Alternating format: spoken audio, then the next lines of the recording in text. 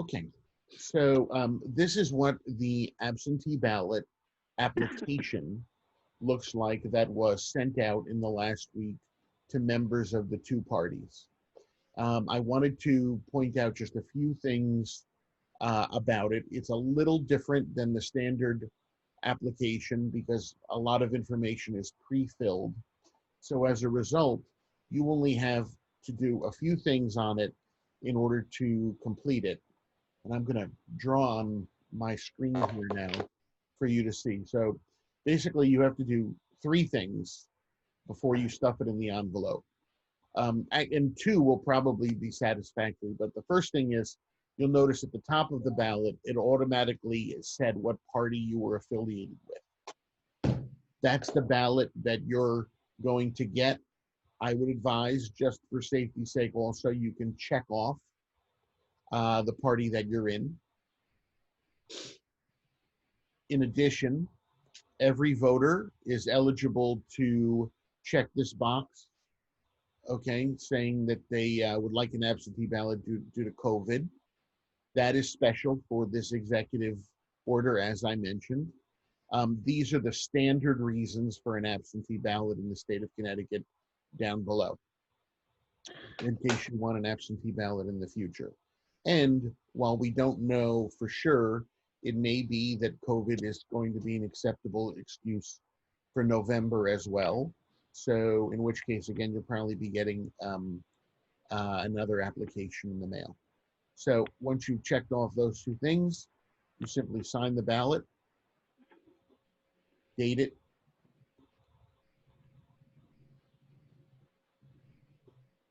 and you can mail it in. So what I want to point out, something a little unusual about this ballot is when it came with a postage paid free envelope. And you can see I've taken my ballot application and I've stuffed it inside the envelope. Now there's only one problem with the example that I have here. When I folded my ballot application, it perfectly, if you do it correctly, puts your own address in the spot for mailing, okay? It's actually a little harder to get the ballot to fit in with the town clerk's address. So do make sure when you're filling it, when you stuff it in the envelope, you can see I had to kind of bend it a little to get it in there correctly, that it shows the town of Greenwich's address in the window location. Otherwise, you're going to get a surprise in the mail in a couple of days, and you're going to lose out on that free postage. Okay, so now, once you've sent in your application, the ballots for a primary are sent out 20 days before the primary.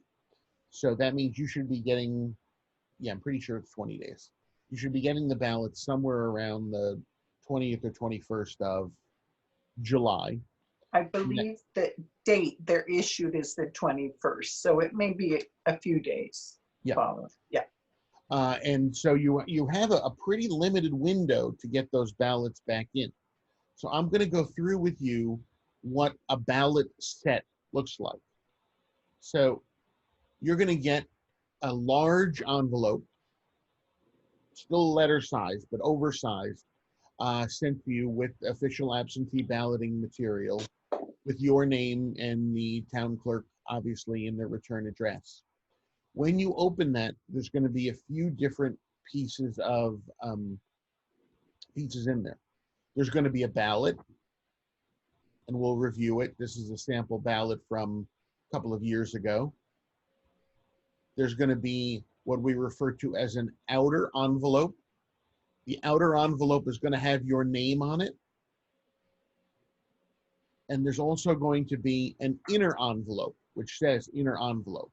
The inner envelope will not have your name on it, although it will have a space for a signature. And it's really important that you use both of those envelopes in the process. If you don't do that, and you don't use that inner envelope, we have to discard the ballot, and we don't want to do that. And, you know, in a regular election, when there aren't as many absentee ballots, we can invalidate anywhere between 50 and 150 ballots. So we don't want to see that happen. So we urge you to carefully look at the items that you are receiving. So let's look now at the ballot itself. So this ballot is actually going to be a little more complex than what you're going to see for your primary. For the primary, you're really basically going to have either 3 choices, meaning there'll only be 3 names on the Democratic ballot, and there'll be 2 names on the Republican ballot. So I know many of you as good citizens have already voted previously, but it's important especially with an absentee ballot, that it gets done correctly, because there's no opportunity for you to correct it. Obviously, once we've received it, we don't call you up. We just basically have to or sort of attempt to discern what your intent was or discard the ballot. And so we want to make sure that you vote correctly. So on every ballot, near the names of the candidates, there are small ovals. The ovals are the place that the tabulator, the computer that reads the ballots, actually looks at in order to determine who it is you want to vote for. So in this example, if I wanted to vote for myself over here, I can simply fill in the oval. It's okay, you'll notice now in that case, I overfilled the oval. That's fine. I'm going to delete that though, and try it again with a little bit of a thinner pen. Okay, it's also okay if you scribble in like this. You want to make sure that most of that oval is filled in. You do not, even though I could tell you the machine's pretty sensitive, but try to avoid doing that, okay, which is just a small X through the oval, or try and avoid a check mark. It is possible that the tabulator will not read that. We tested and it's pretty sensitive, but the short answer is you're asked to fill out the oval completely. And if you want to ensure that your vote is counted correctly, that's what you need to do. So in the ballot for August, as I said, you'll only be making 1 X on the entire ballot. If this were November, you might be making X's on a variety of candidates throughout, and that's fine. That's how it would work. But you do want to make sure that for each office, you follow specifically the directions and vote for only 1, okay?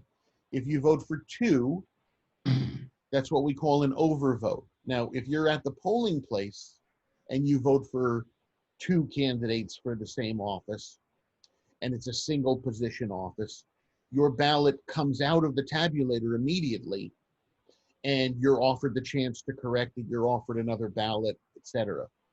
We can't do that with an absentee ballot. We don't know until obviously we open those after noon on election day. So we would have to discard the entire race, okay, that you voted twice in. So we don't want to do that, and we certainly hope that you will be careful in how it is that you fill out your ballot. Okay, so now once you've filled out your ballot, we want to make sure that you use the 2 envelopes that you were given correctly. So, But just, I'm so sorry to interrupt here, but just to emphasize, because Fred was demonstrating different ways that it's possible to make a mistake voting, and he used the X's, but in fact, those circles, just to repeat what Fred said, try not to use the X, but use the fill in. oh yes. Yes, sorry, Fred. No, you're absolutely right, Mary. I should have filled in my circles more completely. Yeah, Absolutely. sorry. Not as easy on the computer, but yes. So your computer screen disappeared at this point, Fred, just so you know, on my screen. Oh, that's interesting. Okay, so So I have somebody who yeah, I see started that. screen sharing. Right, I see that. I will bring that back. Yeah, Perfect. okay. Was it like that long, Mary? No. Okay, good. All right, so now that's more appropriately filled in. Okay, so now once you've got that ballot, the ballot will be most likely pre-folded so that you won't have to crease it in any way. And it's important that if it's pre-folded, that you honor those folds because it's been folded in such a way so that it doesn't conflict with any of those circles, and the computer will be able to read it correctly. So now you're going to take that inner envelope, you're going to sign it and date it. I made a mistake. You can see I signed mine where it says date. So don't be like me. But again, if you have a sign and a signature and a date, that's important. Whether it's in the top line or the bottom line is less important. And now you're going to turn that envelope over and you're going to insert the ballot inside the inner envelope. And you're going to seal it. Okay? That is your privacy protection. Because now your ballot, when we separate the outer envelope that has your name from it, your pre-printed name and address, etc., are no longer going to be associated with your ballot. So now, once you've got that inner envelope signed, you're going to take the inner envelope, and you can see I have it here at the top of the screen, and you're going to put that inside of the outer envelope.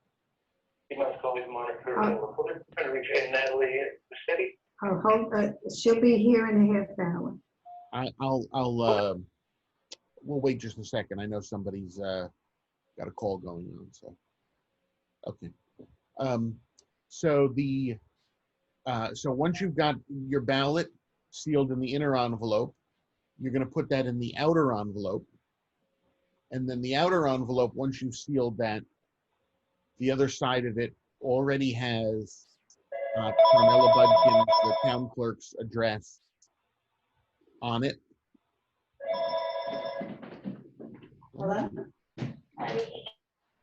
And you may or may not need to place a stamp. They may have a free envelope. I'm not sure.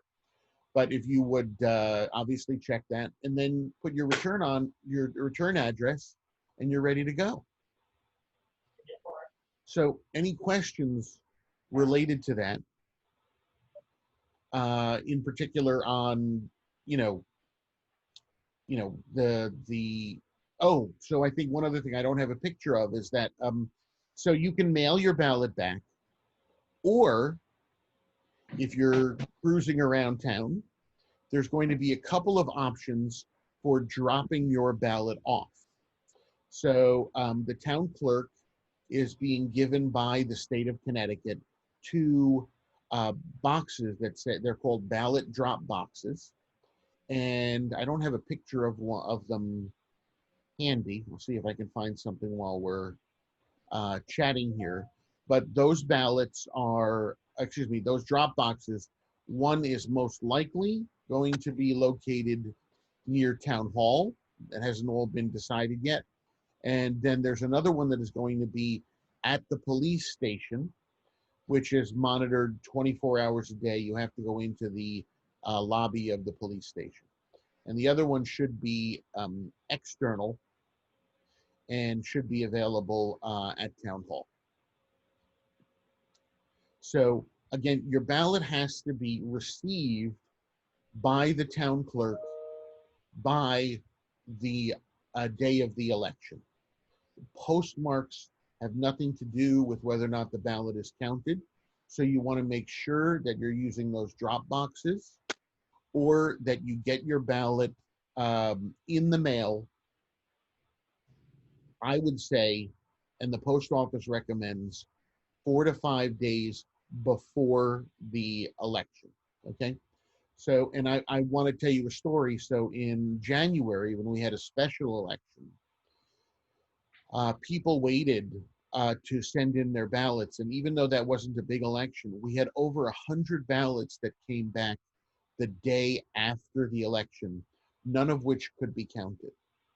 So it behooves you to get it in and turn it around as soon as you get it, and then either mail it back or drop it off into one of those drop boxes.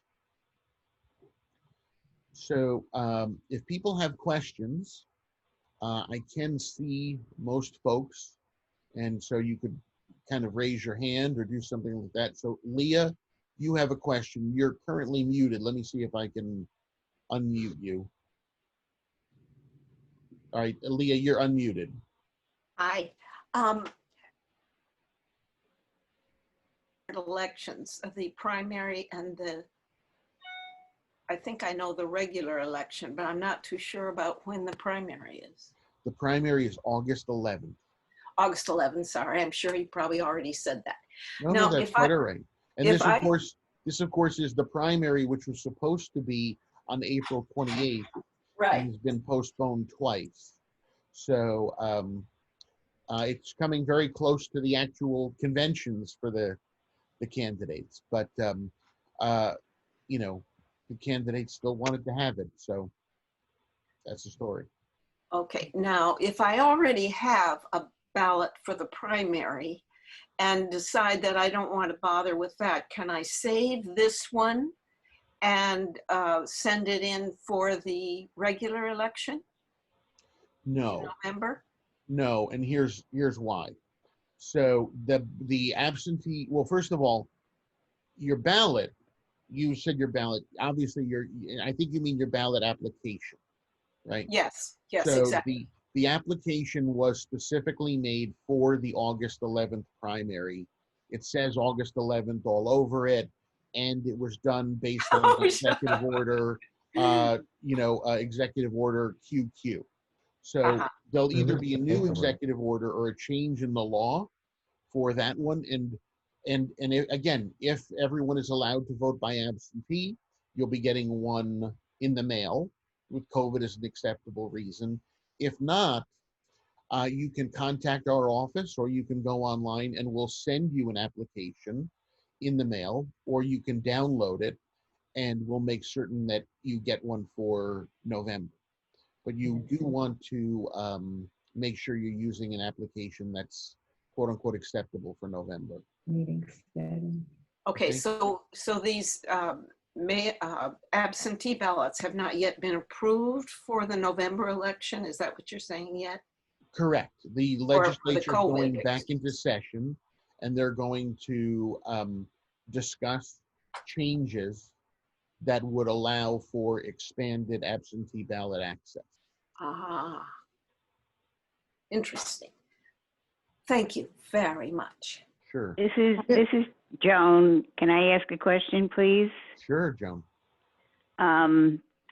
Let's just say that they allow absentee ballots for the November election, or, well, of course they will, but if it's not for the COVID-19, you need a valid excuse to vote by absentee ballot. Am I correct?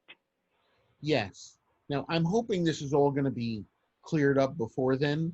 The Secretary of State has issued some guidance saying that in her opinion, COVID is an acceptable excuse. Right. But you know, it's not as clear cut as what the governor has done. But I'm pretty confident that by the time August rolls around, this is all going to be very clear. Right. The legislature will have met in a special session, and there'll be plenty of time to get your absentee ballot, because those ballots won't be issued until about October 3rd. There is 30 days before the election. Right. Thank you. Hi. This is Natalie. Can you hear me? We hear you, Natalie. Oh, hi. Thank you, Mr. DeCaro. The inner envelope, then once you've signed it, I guess your ballot is not really, I mean, they'll know whose ballot Well, that no, so what is. happens is our process at the office on election day is first we separate the outer and inner envelopes. Then we open the inner envelope and pull out the ballot, but we don't look at the ballots at that point. They're folded. And then once they're separated, okay, at that point, the ballots are shuffled, okay, and they go through the tabulator. So your privacy is maintained. Now, there's a couple of things you as the voter can do which can damage that privacy. So we have folks, for instance, who, let's say they make a mistake on the ballot, and then they write, I meant to do such and such, and then they initial it or they sign it. Don't do that, okay? If you make a mistake, and you can write on the ballot, because we will read that and judge your intent, but don't put your name. Just, indicate what your intent was, okay? Okay, okay. Thank you. Sure. Leah, another question. Yeah, I'm sorry. I thought that I had read that the state had okayed the excuse as an illness for, just as an illness. If you check illness, it's the same as using COVID as an excuse for the absentee ballot for the national election. Is that not No, right? I was on. Well, and that's what I also- mentioned when I said that the Secretary of the State has made that interpretation. Okay. However, there's a lot of lawsuits going on related to that. And I just, at this point in time, especially because we have time, I'd really suggest we just wait and see how this all shakes out by August. Okay, because once the legislature acts, I believe there'll be a lot more clarity related to this.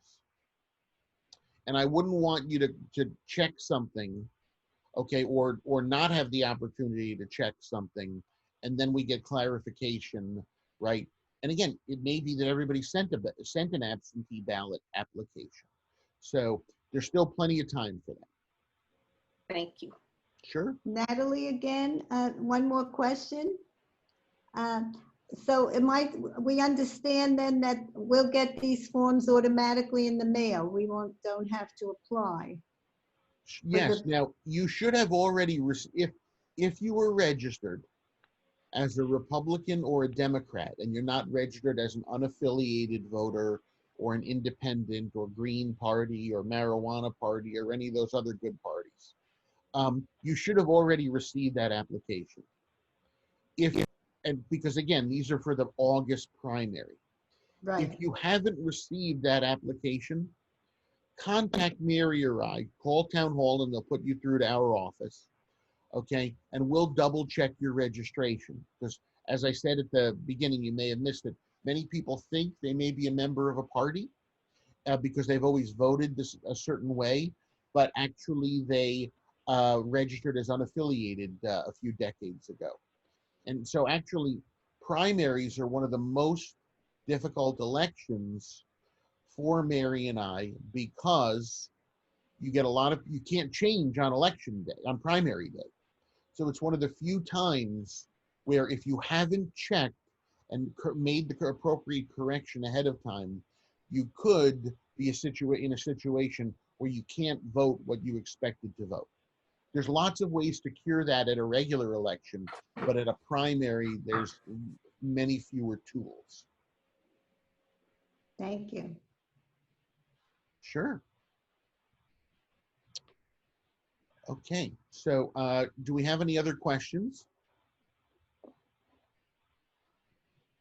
I don't know how long these sessions normally last, so I don't know